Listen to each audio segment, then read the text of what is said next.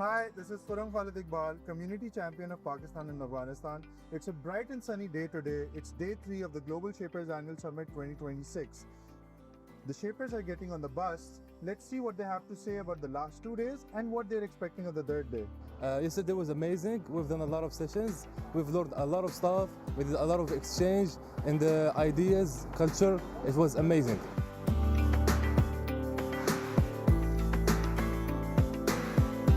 I'm coming from Kingston, Jamaica. I traveled 11 hours with layovers from Frankfurt to Geneva.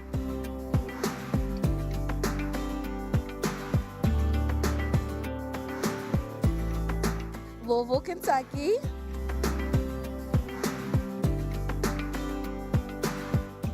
My travels was 8.5 hours. I see this energy, I see this vibe, so I'm good. To let the young people to know that there's a possible way to change things.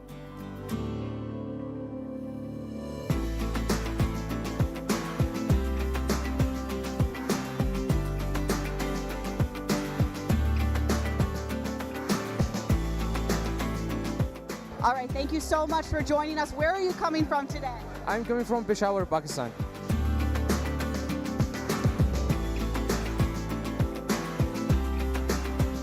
It was a long trip, but it's totally worth it.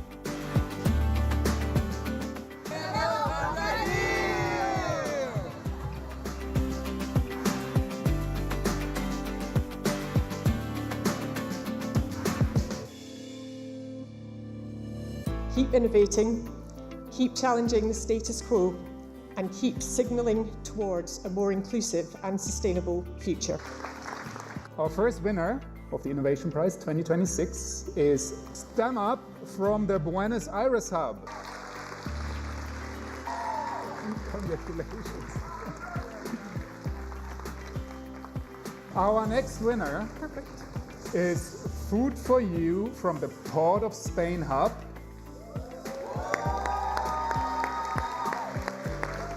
Spain Hub.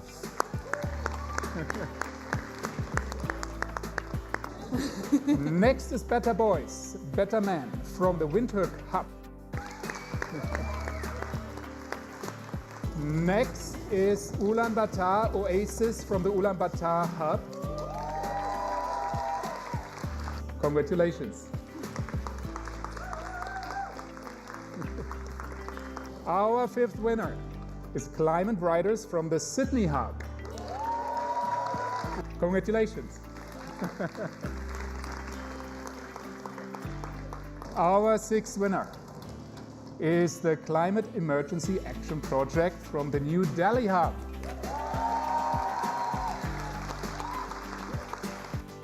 Congratulations.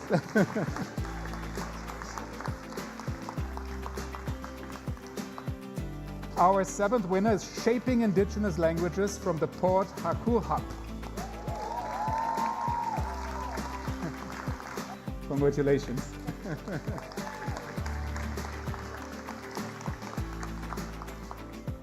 Last but not least, our final winner is Shapers for Cybercare from the New York City Manhattan Hub. Congratulations. Huge thanks, by the way, to everyone who submitted projects. It was a really, really tough choice. Again, a huge congratulations to all of the winners.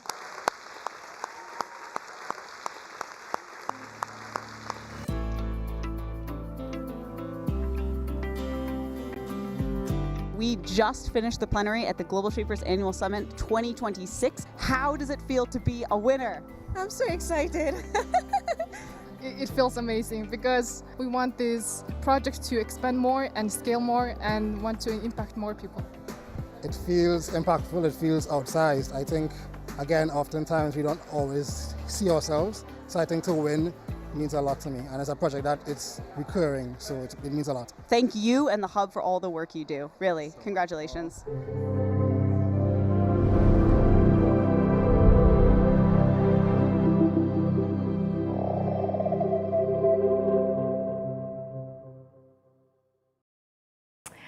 Hello, I'm Kule Galma, and welcome to the second day of Next Generation Now Youth Dialogues here at the Global Shapers Annual Summit. And I'm Eric. Welcome to the Global Shapers Summit, the final day of the summit. We're hearing a lot live from the Shapers, and we have exciting programs ahead of you. Let's move on to the next panel. If Kule, you could take over from here. So we are going to jump into a conversation focused on entrepreneurship. But before we do that, I want to check with you, Eric. What were your highlights so far from the program? Yes, yesterday I had several conversations with Shapers. It was interesting to see how they are really driving change within their local cities. I was actually especially motivated by people who are actually doing work that they feel meaningful. There were a lot of Shapers that I found interesting was some Shapers had jobs that they first thought was kind of the right way to pursue, for example, finance, because their families were from finance background, or lawyers, etc. But I've also seen some Shapers who went through a big change, a big shift in their life, really working with the Global Shapers together to identify different problems. And that kind of ignites a fire from them to be able to pursue and get out of the old job architecture and then become an entrepreneur, which we talked about earlier this morning. So that was kind of my highlight. How about you? My highlight so far, well, here in the studio, I think has just been the conversations, incredibly insightful, very inspiring, especially to hear from young people how they want to move from being, tokens at the decision-making table, but really partners. And with that, I'd actually like to call up my colleague Zam, who is carrying out live conversations with our participants who are live in Geneva. Zam, can you hear us? Seems we are maybe having a technical difficulties, or maybe there are too many Shapers lining up, so they're sorting out who to speak first, and that's always the vibe that we get every year at the Shapers Summit. Yeah. So I guess while we wait for Zam to connect back with us, how about we roll the second batch of the Proudly From My Home campaign of videos, so we can share a little bit more about where Shapers are coming from.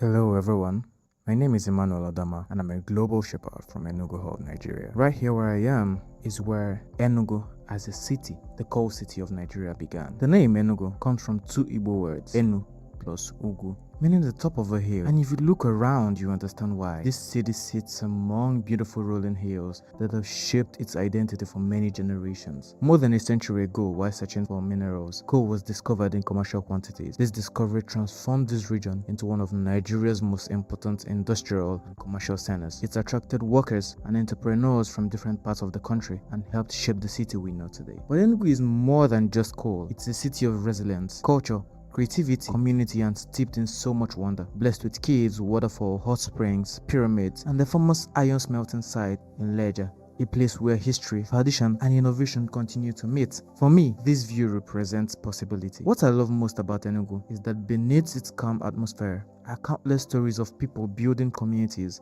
businesses, creating opportunities, and working together to shape a better future. It reminds me of where we have come from, the people who built the city, and the future we're still building together. This is one of the places I am most proud of from my home, and I'm excited to share it with the Global Shapers community. Thank you. Hello, I'm Miguel Nava. I'm a global shaper of Puebla Hub, and this is the Cathedral of Puebla. This is one of the places that I'm most proud of my home, and I wanted to share this with all the global shapers community. Greetings for Puebla. This is a symbol of a rich cultural and historical heritage. For centuries, it has stood at the heart of Puebla, bringing people together and reflecting the traditions, resilience, and identity of our community. As part of Puebla's UNESCO's World Heritage History Center, it represents the unique blend of history, architecture, and culture that makes our city special.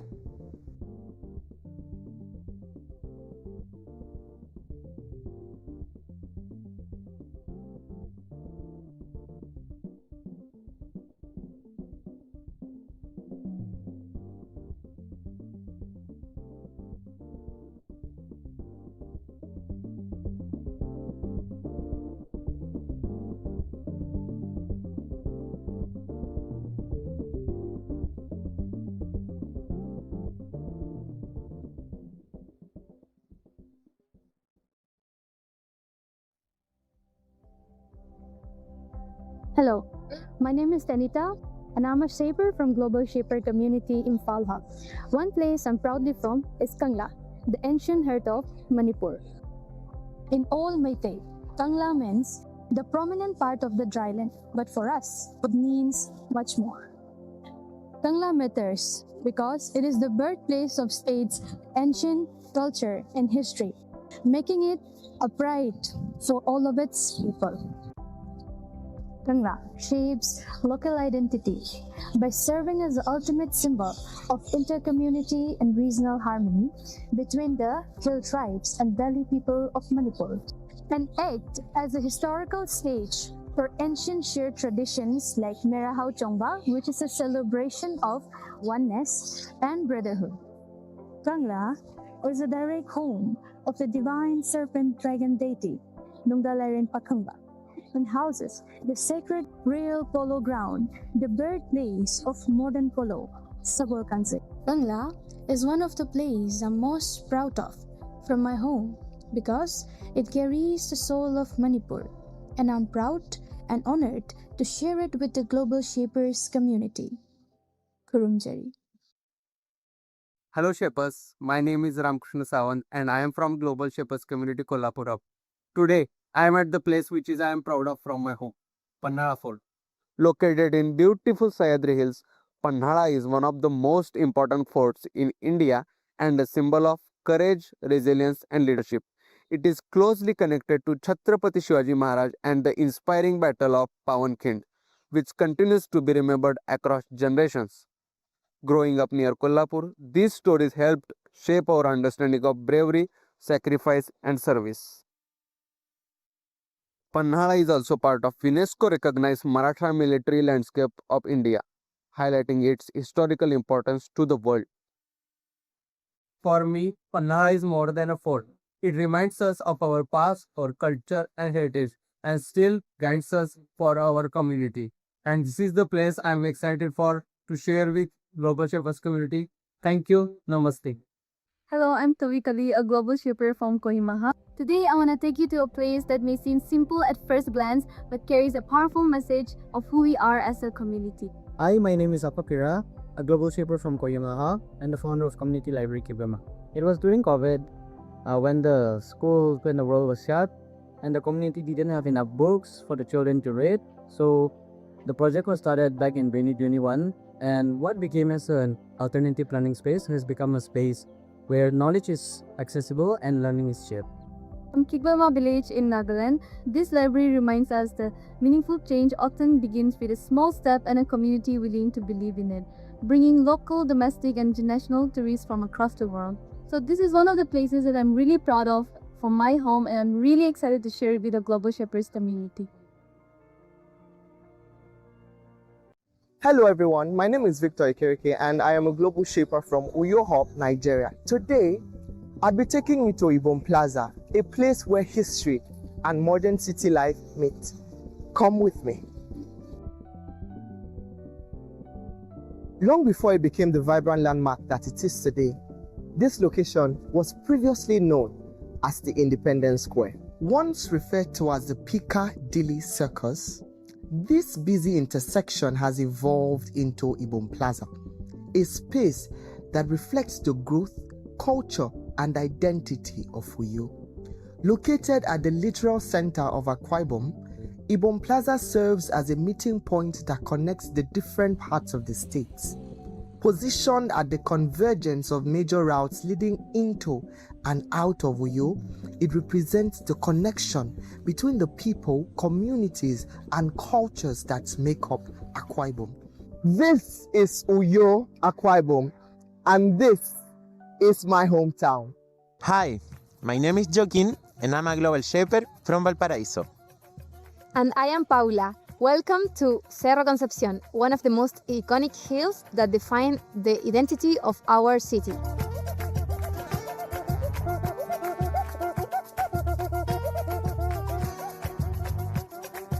Valparaíso is a city built on hills.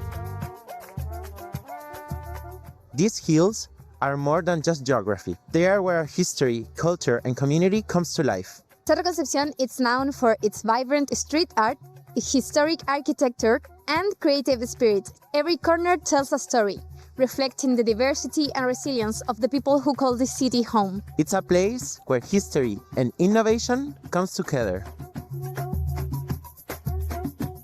For us, Cerro Concepcion represents the energy, creativity, and sense of community that makes Valparaiso so special. This is one of the places that we are most proud from our home, and we're excited to share with Global Shapers community.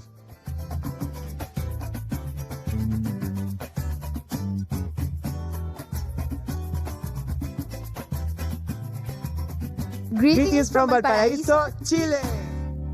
Hello, I'm Dorian from Cotonou Hub in Republic of Benin.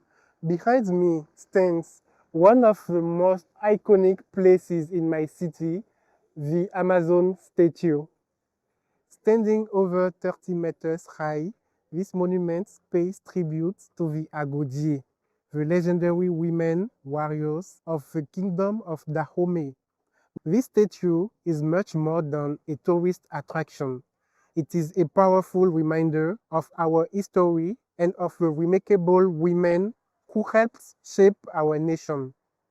Every day, people gather here to reflect, connect, and celebrate a heritage that continues to inspire new generations. As young leaders, we see in the Amazons values that remain relevant today: courage in the face of challenges and commitment to something greater than ourselves. This monument tells a story that belongs to Benin, but its message is universal. This is the place I'm the most proud of from my home, and I'm excited to share it with the Global Shaper community.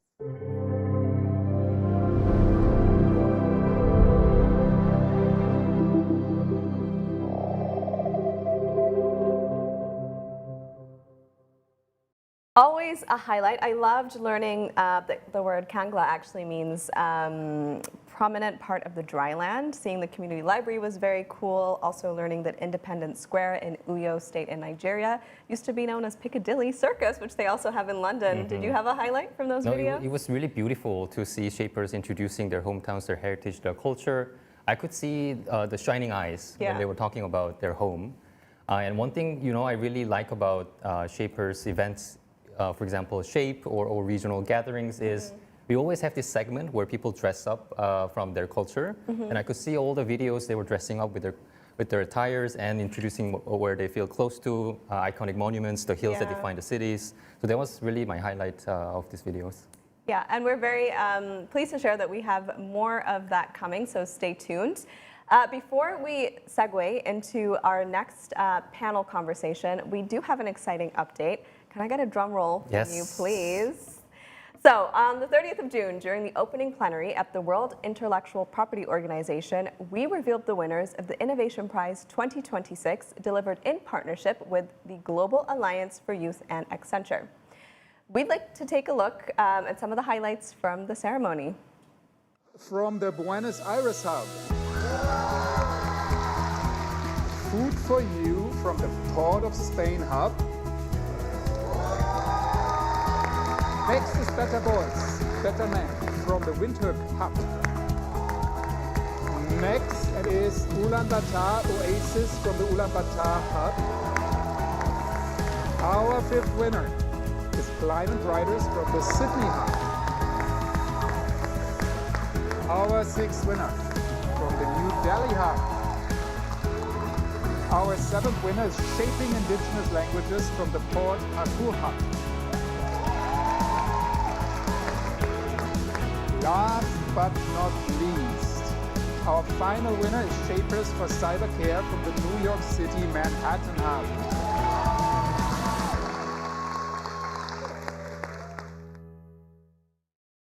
A big congratulations to the Buenos Aires, Manhattan, Port Harcourt, Ulaanbaatar, Sydney, Windhoek, Port of Spain, and New Delhi hubs. Congratulations again, and we would like to see an interview with the curators from the winning hubs. Sophia here. We just finished the plenary at the Global Shapers Annual Summit 2026, and we now get to hear from the Innovation Prize winners, which were the top Global Shapers projects. So we are here with Queen Etendei. And what hub are you from? Port Harcourt Hub. Thank you so much. And tell us, in one sentence, can you sum up what your project is about? The essence of this project is to ensure that the identity, the history, the culture of the people are not being lost. I am here with the curator of the Ulaanbaatar Hub. Can we hear a little bit about your project, and first introduce yourself? Hi, my name is Ilton, Mongolia Ulaanbaatar Hub. The Innovation Prize is the Ulaanbaatar Oasis project. It's about the pocket park and enabling green spaces in water kiosk areas. Why is this important for that community? It is very important because we lack green spaces, because many children gather water from there. So green space is very important. I am here with the 2026 Innovation Prize winner. Can you tell us a little bit about your project and the hub? Yeah, project is called Better Boys, Better Men. So it's really around working with marginalized boys from underserved communities and working on their personal development, but also improving mental health. Why is this project important right now? Yeah, so male mental health is a big crisis globally, and Africa is also seeing a very big problem. So this program is really about personal development and, in a sense, focusing on different aspects of personal identity, emotional intelligence, and positive masculinity. And the underlying theme of that is improving mental health. We are here with the curator of the Sydney Hub. Hi everyone, my name is Angela. I'm from the Sydney Hub. You have won the 2026 Innovation Prize. Can you start off by telling us, how does it feel to be a winner today? I'm really overwhelmed and just really proud of the whole Climate Riders team and all the hard work. I'm so proud to see their work come to fruition through this prize. What are the signals that young people are sending to climate policy makers? So around 75% of young Australians are feeling climate anxiety. We're seeing a lot of people becoming disengaged, and so it's really important that through initiatives like Climate Riders, where people are able to write personal letters through monthly gatherings to their local MPs, that the voices of these young Australians and other underrepresented communities are able to be heard, and their messages can be sent out as signals. Can you tell me, where do you personally get your passion from? I think my passion comes from access and inclusion. My name is Roberto Barras, and my project is Food for You. We are often left out of global conversations. I think working with farmers in terms of agribusiness, waste management, things that I like, and seeing the impact they have in real terms. I could say one farmer in particular, after working with us on the project, she redesigned her entire farm, introduced crops that could be used for sale, real economic value, and taking it from a backyard farm to an actual scalable project. Hello, I'm Victoire. Your hub has won the 2026 Innovation Prize. Can you tell us a little bit about that prize? Shaper for Cybercare came from the work of Dr. Laura Songhi-Sherling from her book The Future of Hacking. So what it is, basically it's a local free training on cybersecurity for older adults and vulnerable population. Why is that needed in your city? There was like $20.9 billion that were lost in the US for cyber scam last year, and 7.7 billion were lost only for older adults. On top of that, there is a lot of cyber crime education, but this is mostly in big firms, corporations, etc. So we're trying to bridge this gap by training older adults to not feel ashamed when they might have scams on them. I am here with Innovation Prize winner, and I'm going to ask you to introduce yourself and tell us a little bit about your project. I am Aditya Agarwal, the project head for the project Accessible Clean Air, and also the incoming curator of the New Delhi Hub. So for just a few seconds, I would like you to imagine being trapped in a room, feeling choked every second and not being able to escape that air. That's millions of people living in Delhi like that every single day. And yet, air purifiers remain too costly for the people who need them the most. Our initiative builds low-cost air purifiers which are sustainable and which are made for the underserved community. I am here with the curator of the Buenos Aires Hub. You are? Rosario. STEM Up is a 3-month program for STEM women in science, technology, engineering, and mathematics, where we do workshops to empower them in soft skills so that they can grow in their jobs. Because in Argentina, only 29% of women in STEM are in senior positions. How does it feel today to be a winner? Well, I'm overwhelmed, but I'm so proud of the team that was behind it and of the creators of the project. Congratulations. Thank you.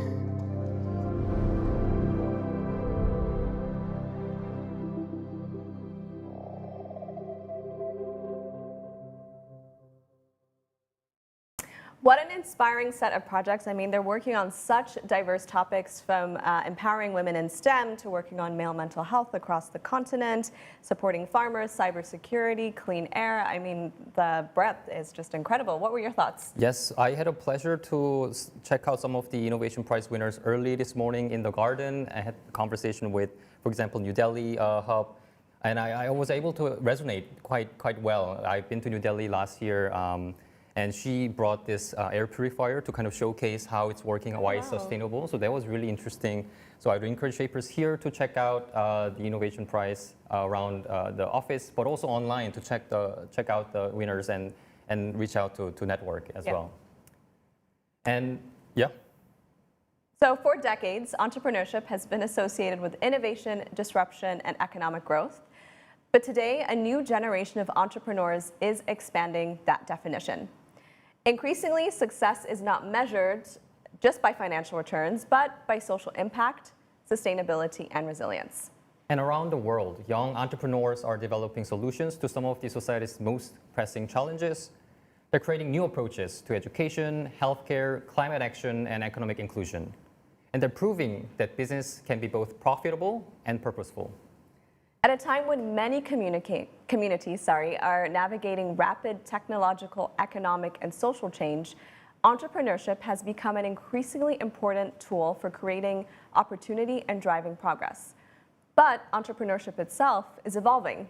In the next conversation, we'll look at the skills that are needed to succeed, the barriers that exist, and ultimately how innovation can become a positive force for good. So our next conversation explores exactly those questions. But before we go into the panel, we'd like to remind you a youth pulse survey. Your ideas are the best indicators of how young generation is thinking about the future. You'll see a QR code on the screen. Yes, and I'd be happy to introduce our moderator for the roundtable on entrepreneurship for a new era. Is no other than Francois Bonnici, Director of the Schwab Foundation for Social Entrepreneurship. He is also a public health physician, university professor, and author of the award-winning book, The Systems Work of Social Change, which is also on my book list. So let's hear directly from Francois. Over to you. Thank you so much, Eric Kule. Fantastic to be here at the Global Shapers Summit 2026 and to be with an esteemed group that we're going to be discussing entrepreneurship in a new era. So first of all, congratulations to all the Innovation Prize winners. I think for every amazing project there are thousands of shapers also bringing their ideas into reality. And ultimately, that's what entrepreneurship is.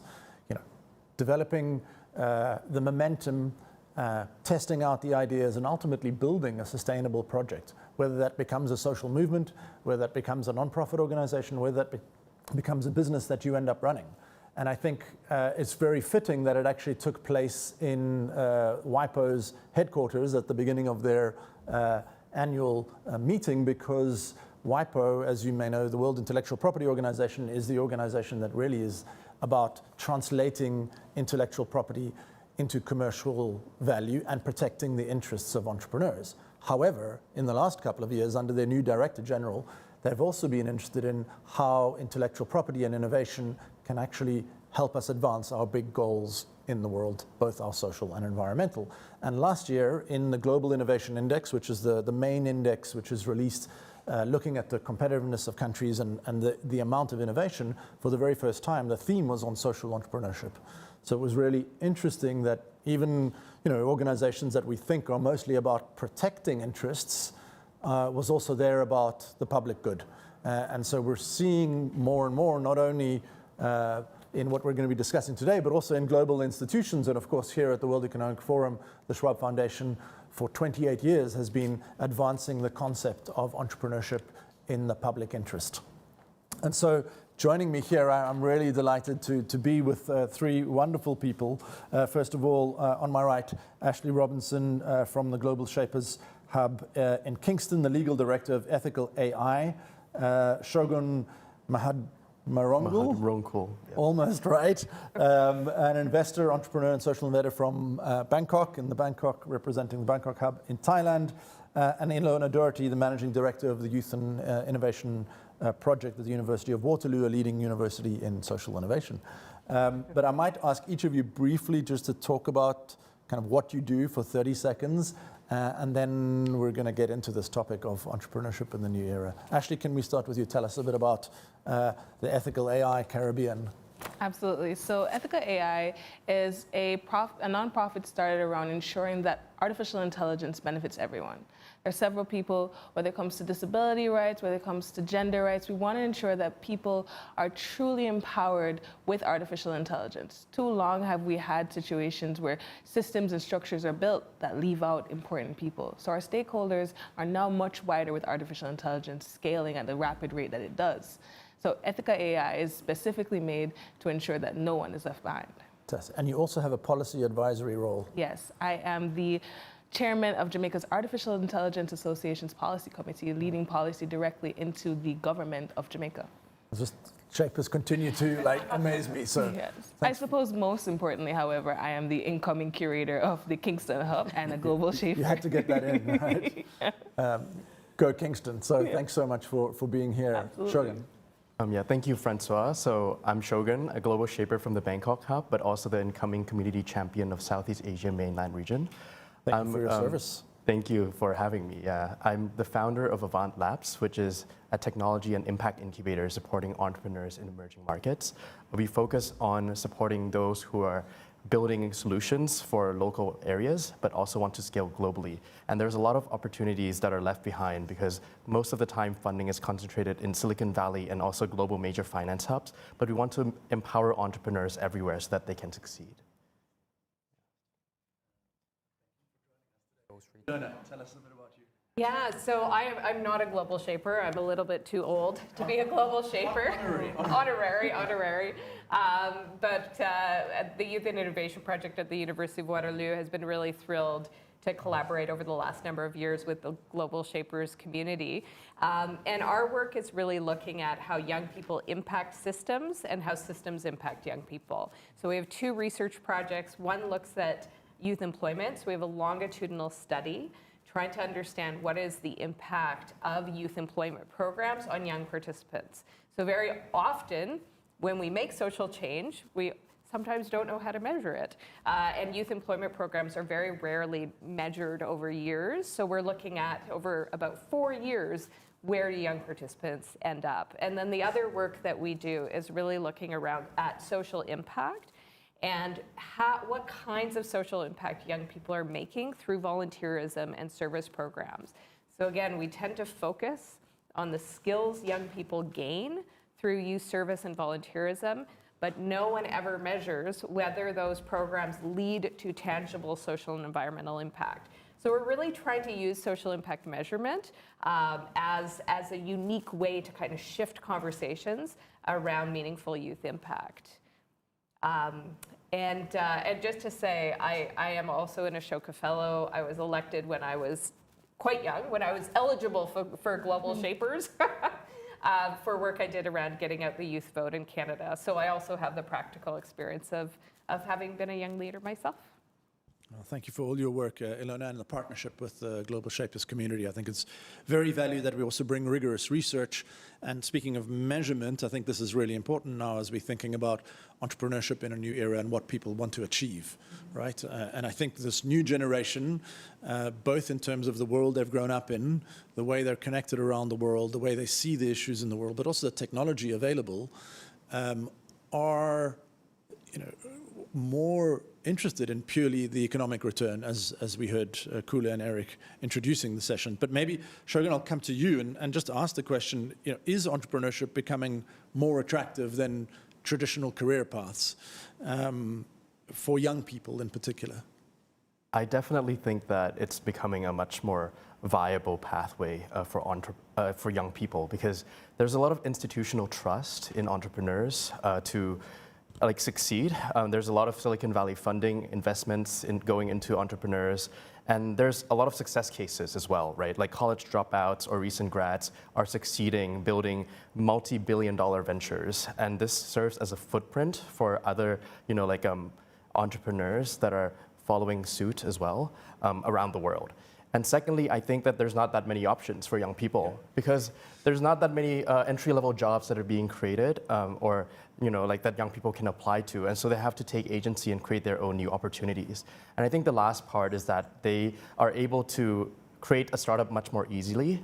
The cost of creating something is much lower than before because of the AI tools that are available. So they're both a number of very positive opportunities being emerging, but also this looming uncertainty of future jobs and even future professions, things that you studied and you thought would be a profession, may not be a profession in a few years.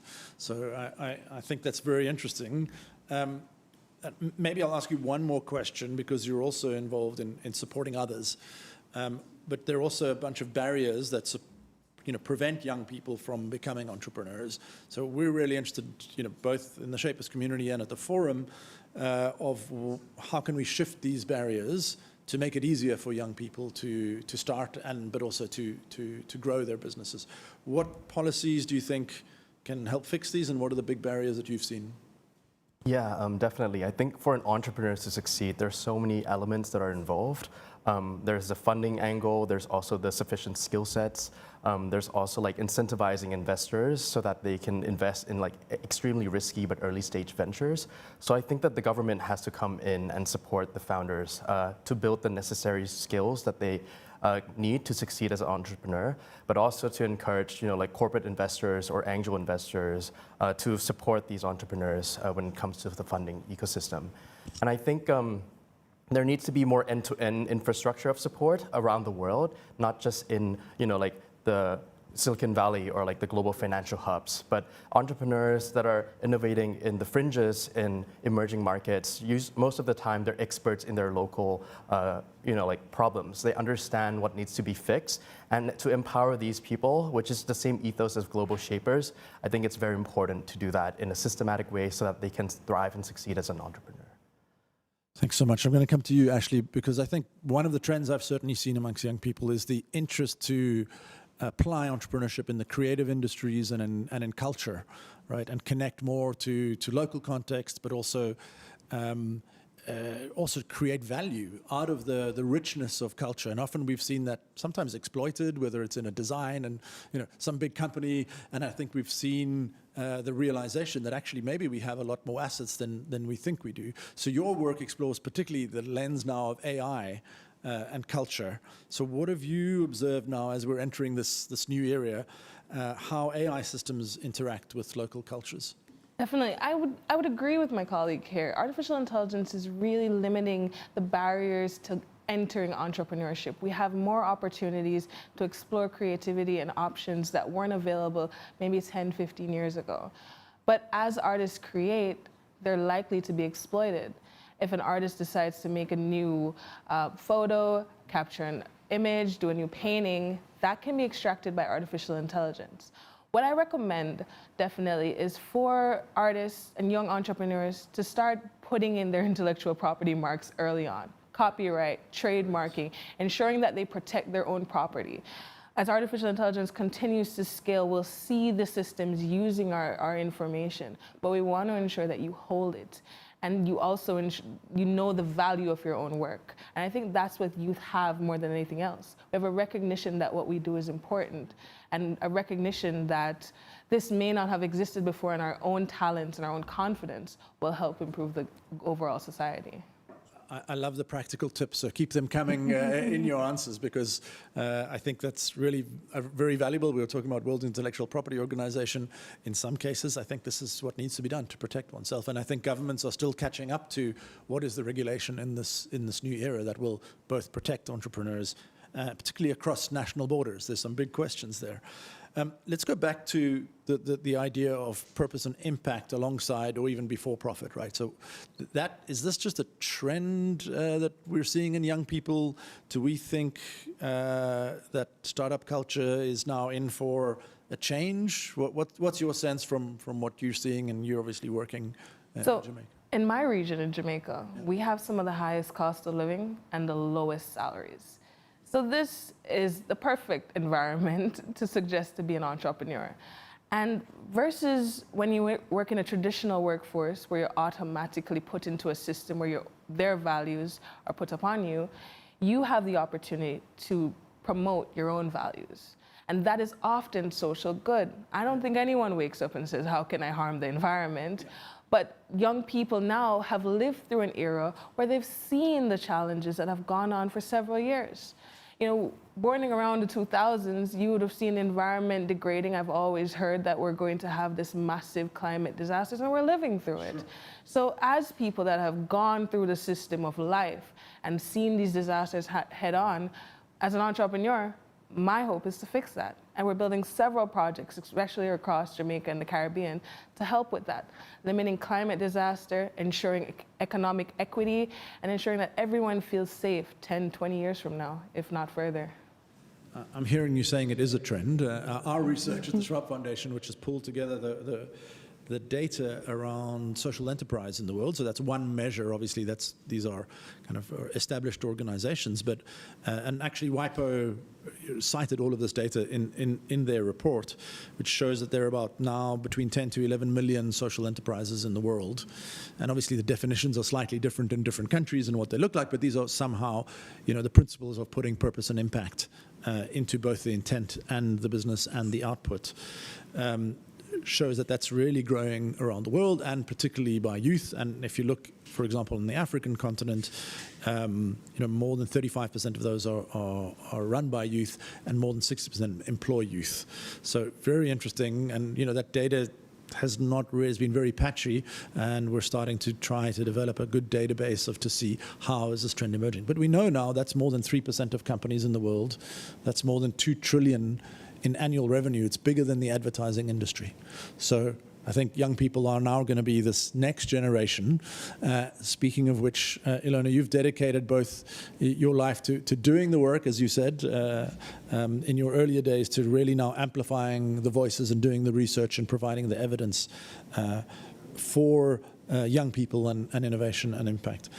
Tell us a bit about what inspired the journey, and so we get a bit deeper into your journey. Sure. So I grew up in northern Canada in very remote communities in Prince Albert, Saskatchewan, and in Whitehorse, Yukon, and saw really firsthand the reality of what it looks like when young people don't feel like they have a voice, when they don't feel like they have opportunity. Yeah. And it was certainly that experience and seeing that in my community that has led me to do this work many years later. So first I was passionate about environmental issues, and then I founded an organization called Apathy is Boring, which is about getting out the youth vote. And now what really inspires me is the idea that we need to, well, I think the research is very clear that we need to support intergenerational collaboration. We see businesses and organizations being more successful when they collaborate. And as a result of wanting to encourage intergenerational collaboration, our goal is to really make sure we're providing the evidence right. that makes the case that young people can have a meaningful impact, and young people have unique abilities. And I think many shapers and many young people would agree with that feeling of, you know, not necessarily feeling like they have the opportunity or would have a voice or could even dare to start or try to start. So I think your work is really important to surface that, but I think what's beautiful about youth networks and the Shapers community is that sense of like, you don't need to wait for everyone else, we're here to support you, you know, so just go and try. But it also requires that environment and that ecosystem to be there, and some ecosystems allow young entrepreneurs to thrive and some don't, and that's some of your research. Can you share with us a little bit around what environments allow entrepreneurs to thrive and where they struggle? Yeah, I mean, I think in general in society, or Western society particularly, we have this idea that being young is a time to learn, and as adults our job is to stuff young people's heads full of information, and that's true to a certain extent. But it denies young people's lived experience, right? It denies the incredible abilities that young people have to contribute, and it actually denies the neuroscience. So we're a very interdisciplinary team. I'm a political scientist, but we have looked at the latest data in neuroscience to really understand what are the unique abilities that young people have. And we've concluded that young people their brains are literally wired to be bold problem solvers. As we get older, we get better at implementing, right, and understanding context and implementing those bold ideas in specific contexts. But when we're young, it's really about being a bold problem solver. So to get to the answer to your question, I kind of did a roundabout way to say that we really need to create environments where young people are encouraged to take action and to meaningfully contribute while they're young, where we really value lived experience and also value, again, these incredible brains that are wired to help us adapt to a new context. That's really the purpose of being young, is to try new things so that our traditions can be adapted to a new context. And certainly in the era of climate change and AI, we need that. Yeah. And it's a form of learning. I mean, I think the neuroscience also shows not only you saying, okay, one way of learning is stuffing information in, but another way of learning is going out and doing things and trying things, right? Far more effective way of particularly if we don't know, the information we're putting in is not, it's from a previous era. Exactly. So, but then let's go a bit deeper then on what do we need then, investors, governments, teachers, parents, friends, to be doing to really supporting young people. So one is obviously providing an evidence base to say that this is actually going to be meaningful for our community, for our country, for our economy. So one part is obviously building the evidence base for that advocacy. What else have you been seeing in your research that needs to come together or what are the things that really help young entrepreneurs? If I was, the Minister of Economy and I thought, hey, young people are really going to do something for our country, what would you recommend? Well, there's, to get back to the practical, the reality is the economic context for young people is very challenging, and entrepreneurship is a huge risk. Sure. And so it's a privilege to be able to be an entrepreneur, but sometimes it's also a kind of worst case scenario or a last resort. And so we certainly see when we look at youth programs, some of the most effective youth programs, really evidence-based, are wage subsidies, right? So can we provide financial support in those first few years when a young person is becoming an entrepreneur so that they have a living wage, right? So sometimes that's a very practical. Yeah, and it provides that safety net and support so you can go out and try things. Yeah, and equals the playing field for young people who may not be able to donate their time in those early years. Or have years. A family that supports them. Yeah, exactly. Yeah. So I think again we need to look at the economic realities, recognize that entrepreneurship is also very precarious, right? You don't have health benefits. I mean, I was a volunteer for the first 2.5 years of the organization I founded. I was very privileged that I could do that, but a lot of people can't, right? So how can we create an infrastructure of financial but also life support, right? Like health support, like whatever it is, to surround young people with the support they need to practically be able to take those risks.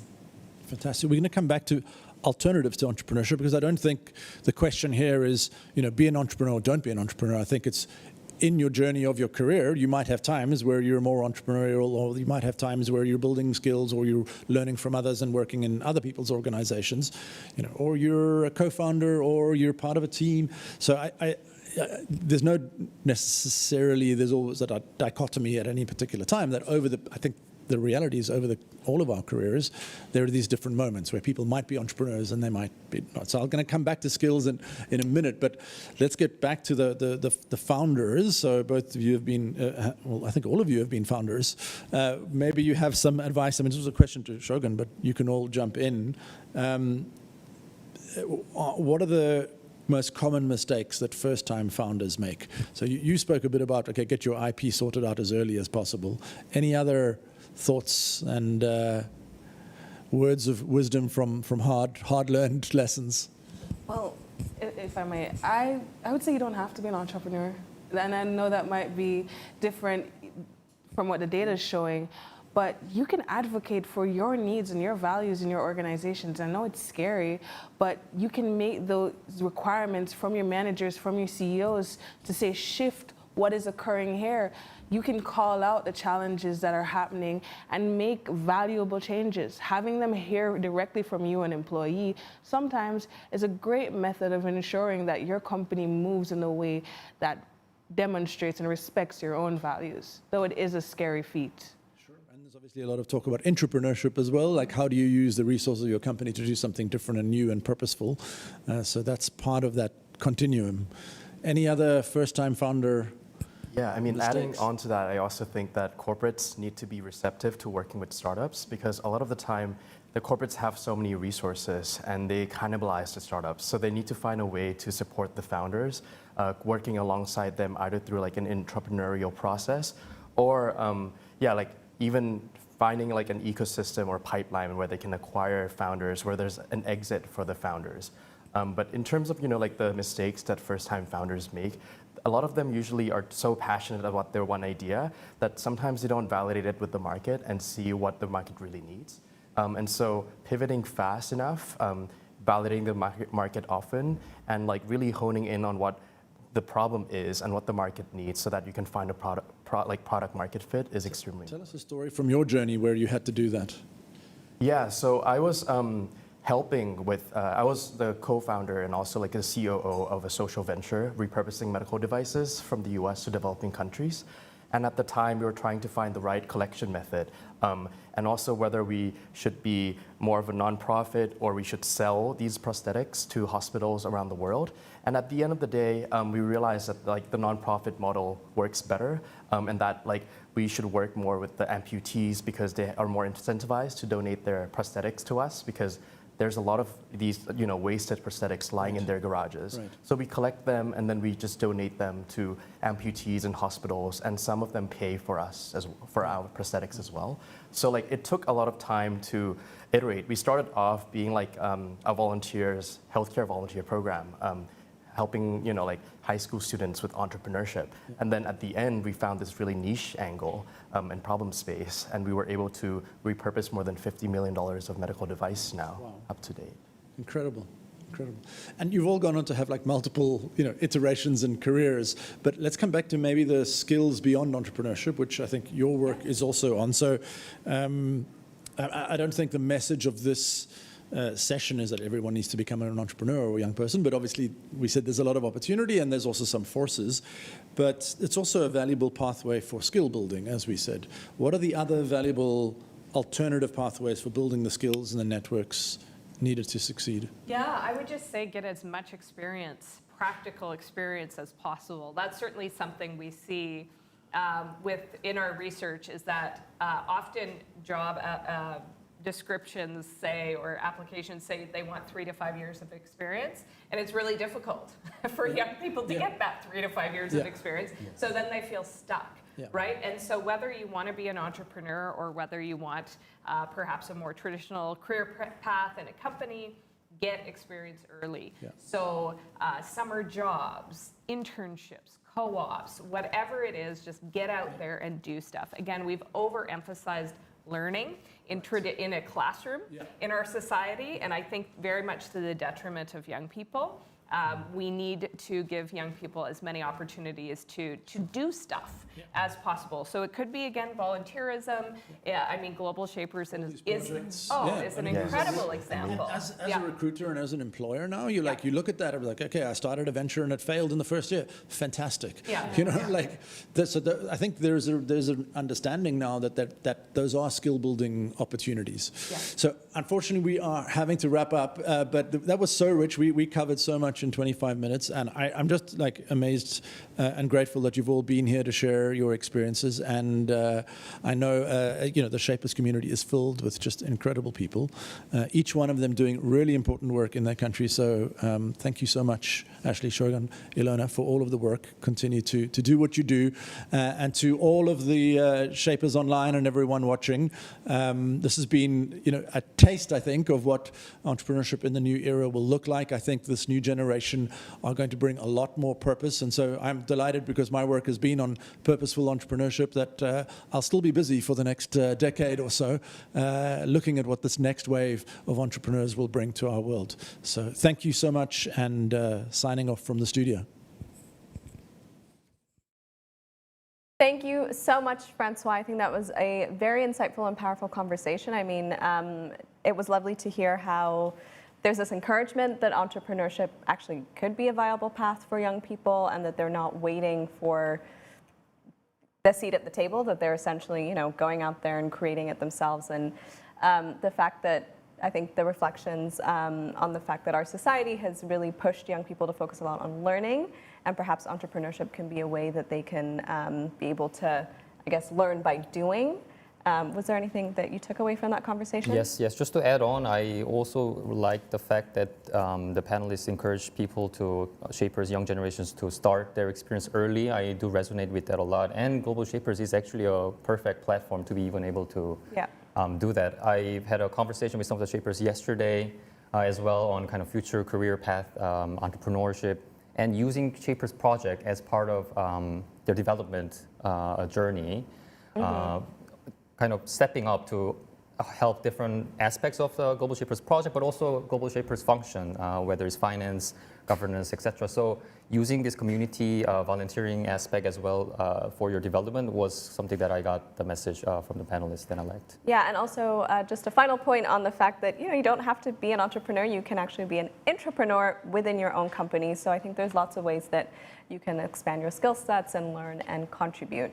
That of course, ultimately entrepreneurship is a lot more than building companies. And I think the final takeaway for me that it's really about identifying problems, honing in on what the market wants, and then creating solutions to generate value for others. Yeah, just to also add on one point, what stood out for me is that we were able to see the exact examples that focused on innovation and also impact from the start.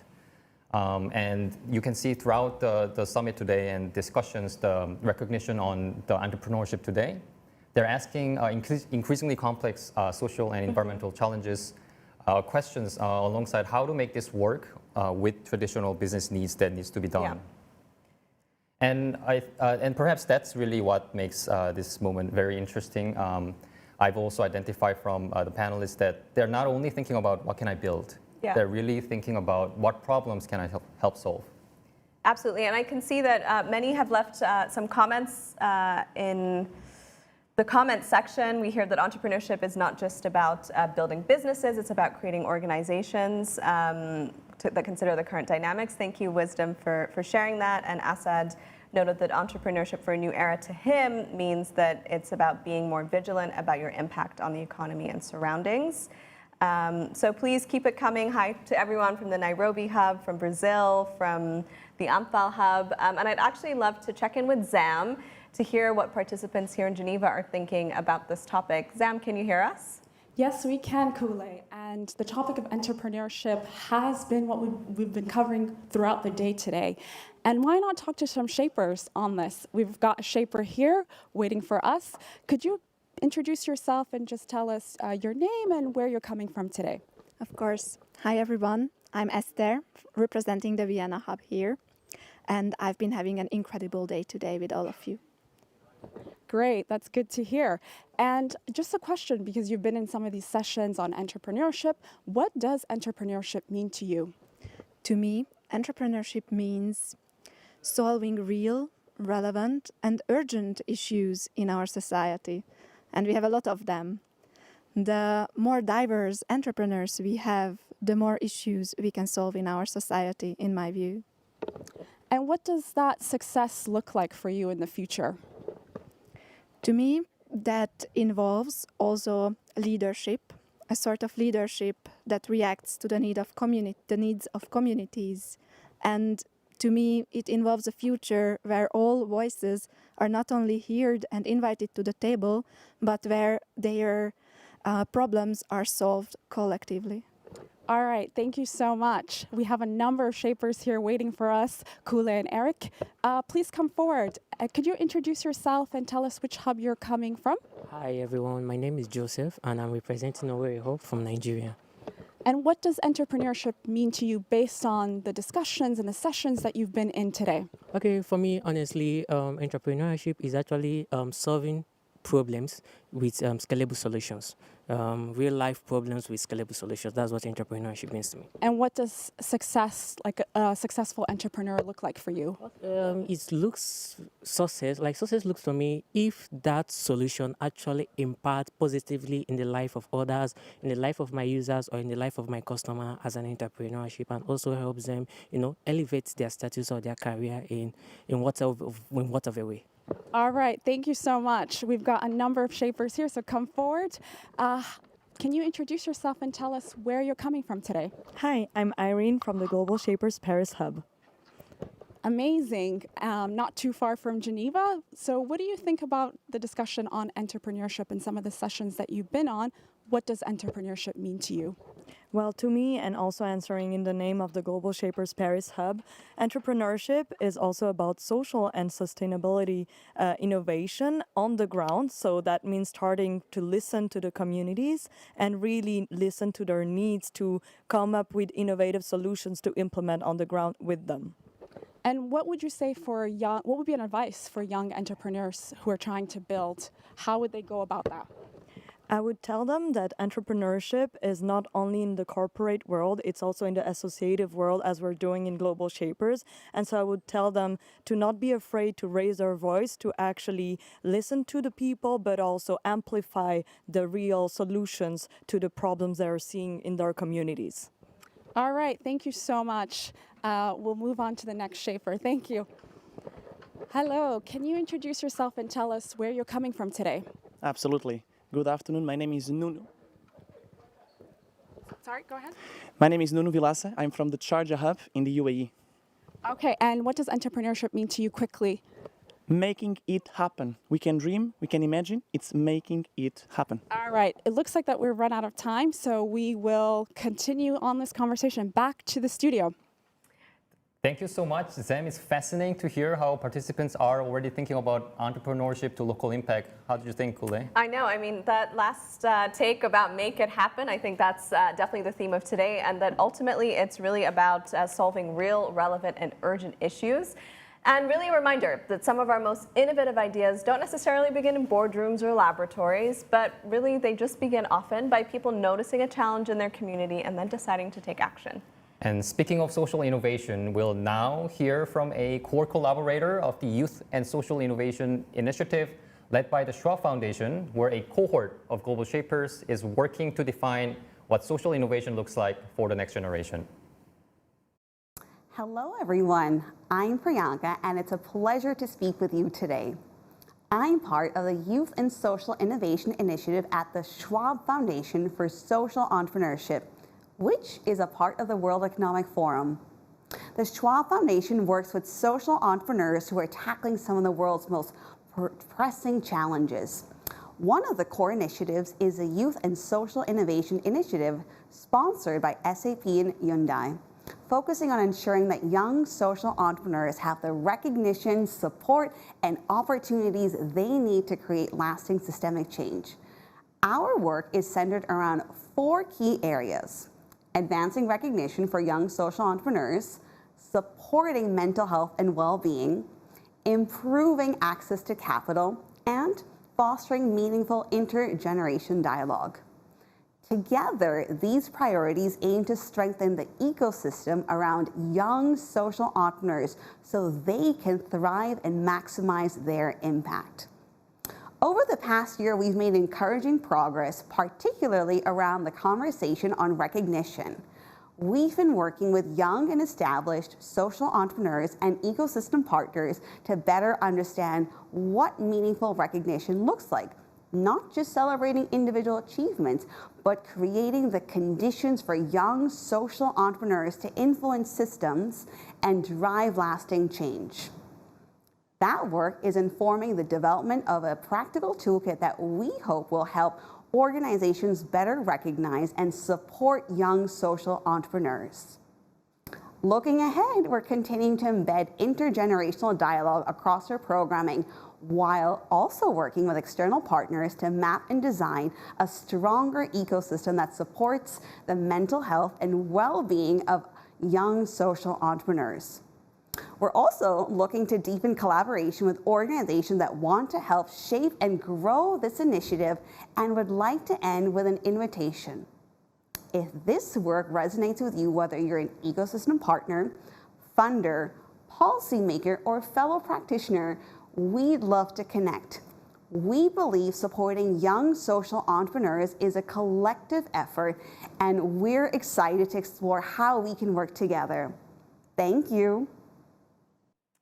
Thank you so much, Priyanka. And honestly, this has just inspired me so much. It's so heartwarming and wonderful, encouraging actually, to see Global Shapers really out there doing the work and solving problems, and hearing from Priyanka how they're working to create the enabling conditions. They're working on a toolkit. And as she mentioned, if you're interested in this work, do reach out to that hub.